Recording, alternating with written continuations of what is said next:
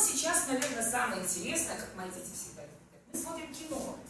Я вам покажу несколько маленьких небольших сюжетов из жизни нашего класса. Разрешение, конечно, у всех детей и у родителей получено. Дети, вы сейчас посмотрите, они практически не обращают внимания на то, что я их снимаю. Я очень люблю снимать.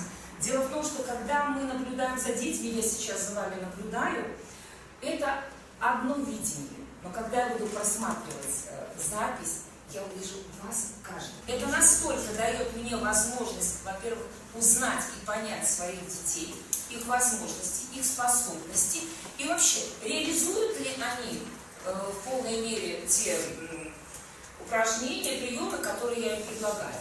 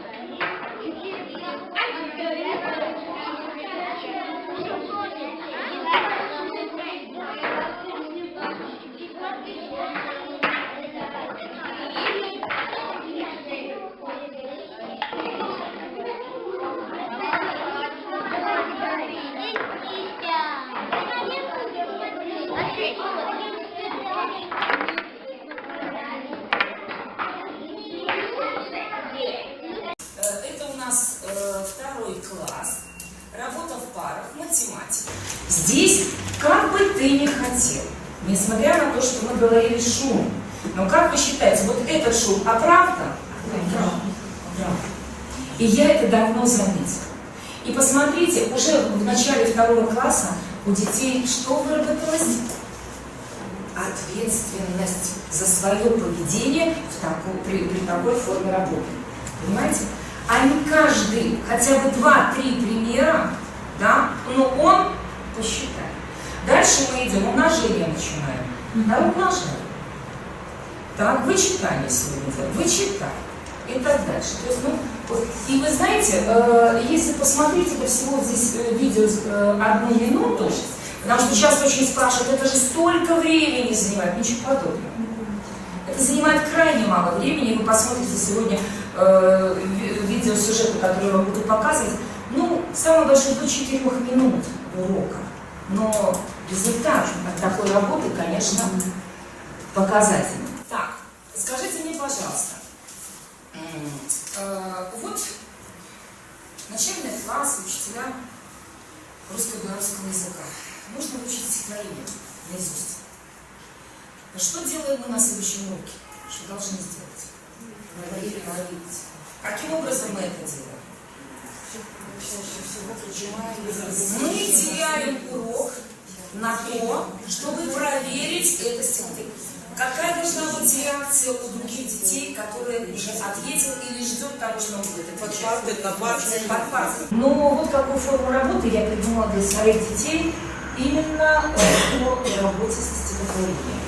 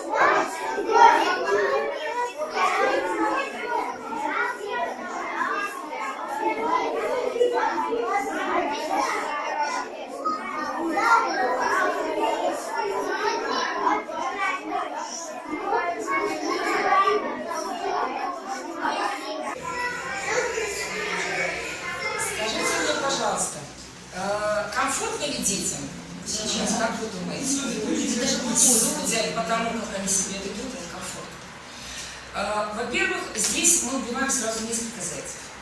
Ребята, по критериям уже, вы видите, некоторые из них рассказывают с мимикой и жестами. Почему? Потому что это будет заложен критерий заученного стихотворения дома. Эти же критерии, они их прекрасно знают, они дома готовятся. Они тут же дают оценку другую. Но мы тоже уже приучились к тому, что не говорим о том, что как ты мой друг, ты... Критерии, все есть по критериям. У тебя была мимика, ну, один как-то сказал, ну у меня же хоть немного, но была. Понимаете, вот вам самая оценка и взаимооценка. Здесь вы видели, некоторые ребята у меня стояли с книжками. А почему? Ну если ты не доучил, ну чего я тебя буду наказывать? Но стань ты проверь хотя бы с книжки, да, все равно ты работаешь.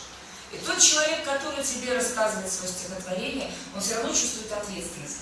Вы знаете, по мере того, как я проводила эту работу, количество детей, которые не учат стихотворение, мне стало сокращаться. Оценки ставить. Как отметки ставить? А я же говорила о том, что я не всегда это делаю. Понимаете, для того, чтобы выставить отметку, нужно провести несколько раз вот такую работу, чтобы ребенок понял, что как хорошо и качественно ему нужно приготовиться, чтобы получить отметку. Помните, как активная оценка предполагает? Она говорит, сегодня мы пишем самостоятельную работу, но мы не будем ее оценивать. Да? Завтра тот, кто хочет, может получить отметки, заявите себе. А уж третий раз, будьте любезны, мы выставим всех. Не надо ставить детей в рамках того, что все оболаны сразу. Давайте подведем к тому, чтобы они запустили вот эту интересность, чтобы им было самим захотелось третий, второй раз выучить и получить хорошую отметку. То есть, а нам что надо? Не констатировать и не отрезать, вот я поставила отметку и все, а дать возможность ученикам больше раскрыться и захотеть это сделать. Ну и вот сейчас ну давайте еще посмотрим один фрагмент. Ребята, давайте вспомним, что мы знаем о глаголе. Составим карту памяти. Итак, глагол. Стоп, подождите, по очереди. Так, Даша, пожалуйста. Глагол – это часть речи. Итак, что еще самое важное, в первую очередь, мы должны, Сергей, сказать?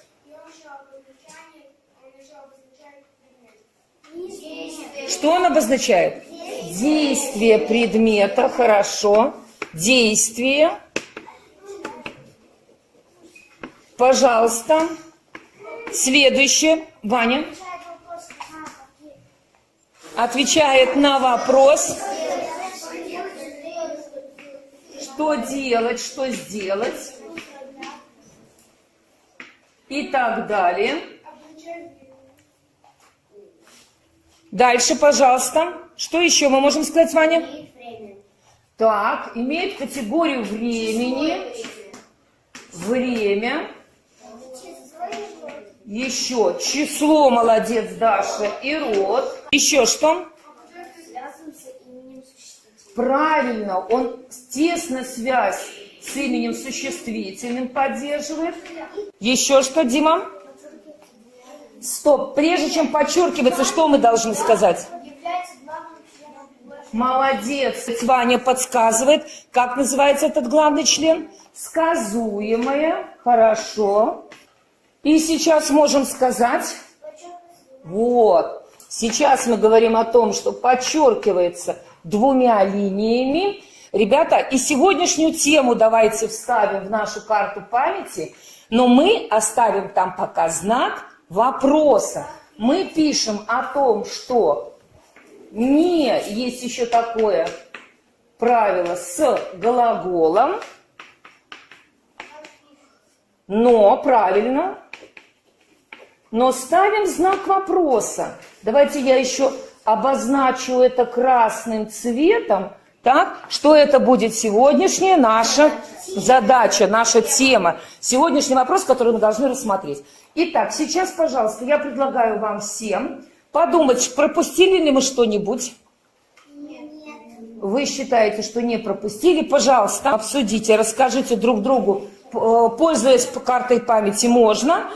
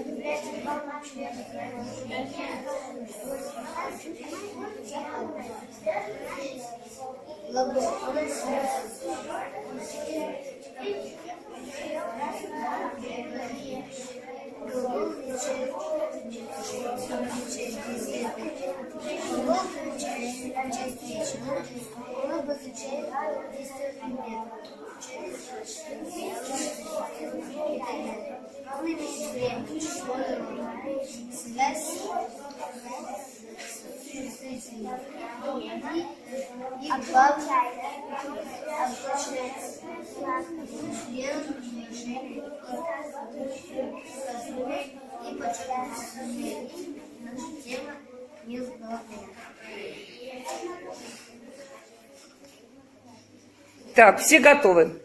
Скажите мне, пожалуйста, кто может сказать о своем соседе, что он практически, рассказал вам достаточно хорошо, правильно, полную информацию выдал? Так, просигнализируйте зеленым цветом о своем соседе. Угу. То есть вы считаете, что достаточно было сказано все хорошо, тема раскрыта, да, того, что вы повторяли. Хорошо, спасибо. Скажите мне, пожалуйста, насколько может быть объективна вот эта обратная связь при последнем вопросе? Насколько ваш сосед вам рассказал, передал информацию точно, правильно? Они все подняли зеленый. Это 3 класс. Конец 3 класса. Все подняли зеленый. Так, а если, например, образца нет?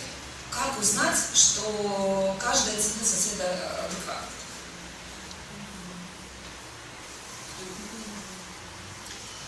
Нет людей. Я выкрутилась как? Я сразу, когда начала использовать такую форму работы, тоже не поверила в честность того, что все сделают все хорошо, расскажут правильно. И мне же нужно было узнать вообще, чем они занимаются, и занимаются ли они вообще в этот момент чем-либо. Я задала такой вопрос: хорошо, то есть в нормальной обстановке, не без интонации там какого-то подвоха. Я говорю: повтори, пожалуйста, то, что сказал тебе твой сосед. Чтобы я знала, реально, он услышал его, он слышал его речь. Может ли он, представляете, какая двойная работа? Мало того, что я должен вообще что-то произнести, я должен вспомнить, что сказал мой сосед. Вы знаете, что меня удивило и глубоко порадовало, когда в конце сидели 3 детей, но это не это видео, было другое. Знаете, что произошло? Тройка работала. И один мальчик, знаете, мы задушевались, один мальчик, я скажу. И он рассказывает то, что сказал ему Алла, там Людмила, например, да, и Инна. И то, что он сказал сам. Я была просто шокирована. И знаете, какой вывод сделал? Иногда мы своих детей просто что? Недооцениваем. Вот посмотрите по поводу того, как ребята у меня работают в группах. Конечно, чаще в группах это воспитательная работа, литература, человек и мир. Повернитесь, как вы здесь сидите друг к другу. Вот ваша группа, пожалуйста, возьмите. Можете подойти, можете встать, как вам удобно.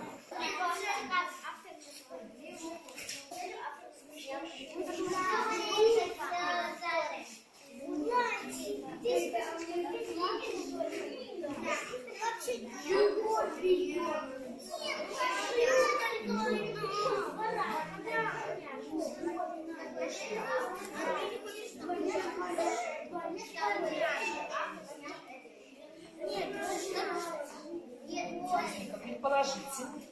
Давайте вам подложите. Мальчики, подложите себе.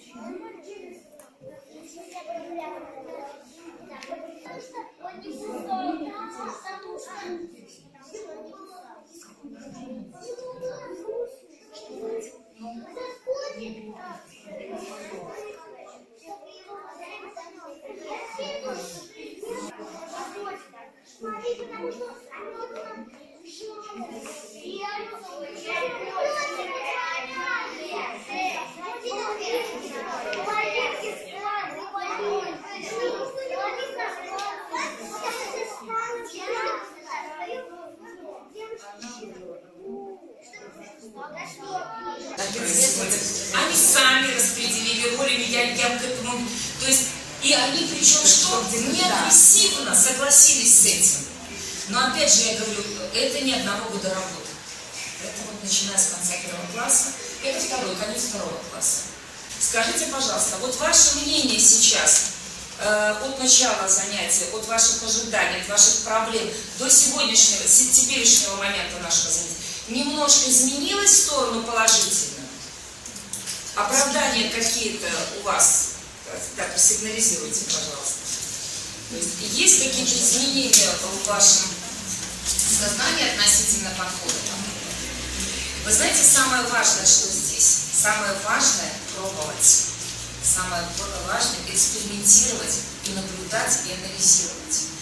Я сейчас покажу вам видеозапись, где ребята рассказывают стихотворение и оценивают, взаимооценку производят друг другу. В конце я попросила одного из учеников, спонтанно так получилось, произвести самооценку. И что из этого получилось? Ручей. Ирина Тосматкова. Бежал ручей по камешкам, бежал, бежал, бежал. Потом глубокая лужица, бежал, лежал, лежал. То снова он помчался вскачь, как будто бы уснул. Увидел речку, прыг туда и сразу утонул. Пожалуйста, оценим. Он прочитал с интонацией игривость, веселье и прочитал автора и название. Название и автор. Еще кто может оценить, Егор? Он прочитал с критериями азарта, веселья и передал ощущение ручейка. Ваня прочитал название автора, но была одна ошибка. Он прочитал Но мы в критериях озвучили что? Что не более... одной ошибки. То есть он вложился, да, в норму? Угу. Он прочитал азартство, игривостью и с весельем. Тебе было весело, да, слушать его? Что еще, ребята, что еще использовал Ваня для прочтения своего... Мимика была, да, и жесты были. Хорошо, спасибо. Кто пойдет рассказывать? Иди. Ручей. Ирина Токмакова. Бежал ручей по камушкам. Бежал, бежал, бежал. Потом в глубокой лужице лежал, лежал, лежал. То снова он помчался вскачь, как будто бы уснул. Увидел речку, прыг туда и сразу утонул. Так, оценим, помним, как это надо делать. У Даника была такая одна ошибка, как и по критериям. Он прочитал весело, только немного не было движений, да. Но, а были ли у нас в критериях упомянуты движения? Не были. Значит, мы, как Не считаем. их не будем засчитывать как недостаток, так? Еще автора, правильно назвал автора. Так, хорошо. Ручей. Ирина Прохматова. Бежит ручей по камешкам, бежит, бежит, бежит. Потом глубокая лужица лежит, лежит, лежит. Снова он помчался с будто бы увидел речку, прыг туда и сразу утонул. Так, пожалуйста, пожалуйста. Так, Анжелика, слушаем тебя. Очень быстро рассказал. Владик очень быстро рассказал. У него не было жестов, интонации. А почему не было интонации? Ну, жесты, допустим, мы не берем, мы их не рассматривали как критерий. Хотя можно было к этому стихотворению. Почему не было? Он быстро рассказывал. То есть, все-таки, почему потерялась эта интонация, ребят? Быстро, совершенно верно. Ну, тихо, у него голос немного простыженный, но выучил замечательно. Но за счет того, что скорость была высокая, скорость не позволила тебе рассказать по последнему критерию, да? Там, где нужно было включить интонацию. Пожалуйста. Ручей. Ирина Токмакова. Бежал ручей по камешкам, бежал, бежал, бежал. Потом в глубокой лужице лежал, лежал, лежал. То снова он пустился вскачь, как будто бы уснул. Увидел речку, прыг туда и сразу утонул. Пожалуйста, оцени себя сам, пожалуйста. Ну, я бы мог рассказать больше с мимикой и жестами. А что тебе не позволило это сделать? Ну, не знаю. Ну, может быть, чувство какое-то свое все-таки нету чувств. Не знаешь, почему так получилось, да? Еще, пожалуйста, что ты можешь сказать о своем чтении? Больше ничего. Кто может поделиться идеей? Нулевая палочка, пожелания сразу, пожалуйста. Слушаем вас. У нас эксперт решил поучаствовать. Да, слушаем. И на самом деле вот для меня эта тема очень актуальна. Работа в группах. Может быть, да.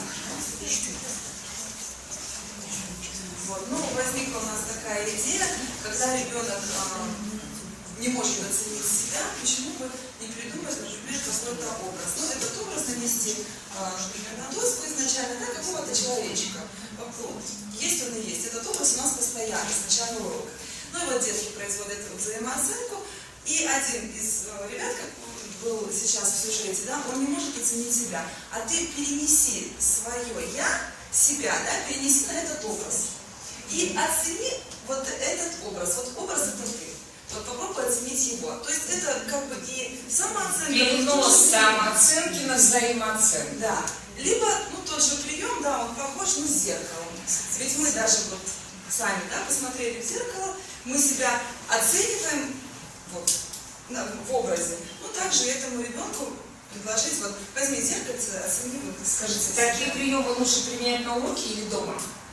дома. Учиться дома, наверное, нужно, правда? Хотя потом продемонстрировать ключевые методы. Вот с образом, я, может быть, даже поспорила, вот с образом на доске, вот почему бы не в классе. Хорошо, спасибо. Спасибо. Еще идеи? Пожалуйста, ваша группа. Ну вот у нас была идея, Да, просто пожалуйста. ребенку предложить, что попробуй, вот если тебе сейчас мы предоставили еще одну возможность рассказать, чтобы ты улучшил свое чтение, чтобы ты изменил. Дай рекомендации самому себе, как улучшить тебе твой ответ. Отлично. А еще вот, можно, у меня английский язык, например, в принципе, нужно оценить свой ответ, и мне очень нравится делать ошибки. Я всегда провожу такую параллель, что все люди делают ошибки. И учитель я тоже делаю ошибки. Я могу это сделать. И в этом нет ничего страшного. Главное это увидеть, исправить, сказать себе, там же допустил, но в следующий раз я это уберу. Очень хороший психологический прием. Да. Да, это вы показываете ребенку, что вы не выше его, вы на одном уровне с ним. Хорошо, спасибо. Еще. Помочь этому ребенку, который не может сам себя оценить какими-то вводящими вопросами. Почему должен эти мальчик начал оценивать с того, что он сделал плохо, но он не сказал, что он сделал хорошо. Поэтому, может быть, учителю нужно сказать, ну вот ты заметил, ты там вот это сделал, а что ты сделал хорошо? Вот какие критерии свои ты выполнил. Не в лоб спросить, да, как здесь было на видео, оцени себя сам. А сразу критерии. А что такого замечательного было в твоем прочтении, правда? Сузить вот это вот поле его наблюдения за внутренним, за собой. Хорошо, еще. Светлана, пожалуйста. Есть интересные идеи, она делилась с ними в Фейсбуке. Я хочу, чтобы она сейчас озвучила просто. Это у меня была больная тема, я на обсуждение это в Facebook выложила. И от Светланы получила сразу замечательное упражнение. Короче, есть такая игра, вот я по-белорусски писала, это хвасталки, да. Ребенок не мог отметить свои положительные черты. И вот представите себе, что он заяц Баста, который стоит на пеньке. И рассказывает сейчас вот он заяц Баста, я смог там и когда ребенок играет в игру, у него уже комплекс вот этот вот пропадает, что он отмечает свои положительные стороны, а уже какие-то вот такие вот интересные приемчики получаются. Знаете, возможно, именно начало фразы «я» вот это и дает толчок к тому, что вот я, потому что нам в другой раз мы себя даже регулируем, чтобы не повторять «а у меня», «а я», да, мы это в себе гасим, а здесь наоборот, наверное, чтобы раскрепостить ребенка, нужно такие фразы начинать с этих слов. Хорошо, спасибо. У вас были какие-нибудь находки? Использовать электронный ресурс, социальные сети, ребенок пишет письмо учителю своей сотруднице. Но это более старший возраст, конечно же. Поэтому спросили, какой класс. Это здесь не важен возраст, а какие ваши были нагрузки. Еще насчет видеозаписи же, да? Видеозаписи дома, может при помощи родителей самостоятельно вот дома сделать видеозапись. Более комфортной обстановке. Дома посмотреть, и как продолжение можно привести и написать вот современный такой способ письмо. Знаете, я всегда привожу пример личный. Если бы мне кто-то сказал, что я, лет 5-6 назад, что я вот так буду стоять перед аудиторией и что-то без бумаги, не читая, рассказывать, да никогда бы в жизни не поверил, что со мной могло бы такое произойти, я точно говорю.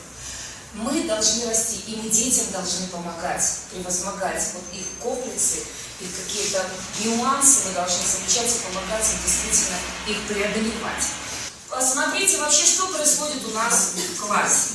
Да. Вот это у нас процесс рефлексии очень интересный. Здесь, ребята, на уроках белорусского языка мы изучаем вообще белорусские слова. На карточку записаны, и маленькая картиночка, и, соответственно, слово. И ребята играют в парах. Мне понравилось очень, они говорят, нам это уже легко, и они рассказывают, как они сами придумали усложнять себе задание, чтобы они работали 5-7 минут на уроке такой вид работы. Здесь они работают в группах, читают интересную информацию. Здесь тоже очень, я недавно попробовала, мне понравилось, все нужно экспериментировать. Я не думаю, что что-то получится. Коллективное рисование. Предлагаешь детям любые возможные технологии, да, то есть, пожалуйста, пальчиком, кисточкой, губкой, чем угодно. Но самое интересное, знаете, что здесь можно сказать о том, что дети не ссорятся. И, в принципе, не говорят о том, ты не рисуй, ты здесь испортишь. Они все равно дают возможность, они не измазываются, они все равно настолько привыкли работать сообща, что они находят возможности для того, чтобы сделать это действительно качественно и вместе. Ну, это у нас, да, любимая литературная игра «Кораблики, самолетики». Вот. Возьмите, пожалуйста, карточки, которые маленькие у вас здесь лежат.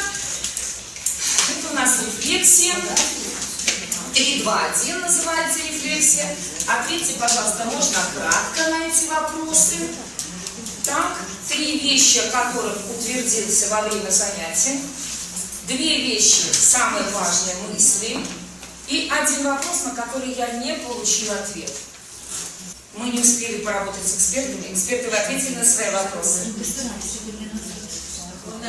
Какой из вопросов у вас вызвал затруднение? Малоэффективно. Малоэффективно. У вас она осталась почти незаполненной, да? Пожалуйста, прикрепите на доску. Значит, я хотела бы вам подарить вот такие буклетики. Здесь написаны очень замечательные слова разных людей. И если мы почитаем их просто, это будет о нашей жизни, о наших взаимоотношениях. Но если мы почитаем их после нашего сегодняшнего занятия, все они будут касаться нашей профессиональной деятельности, а еще и нашей сегодняшней темы взаимодействия учителей и учащихся. Пожалуйста.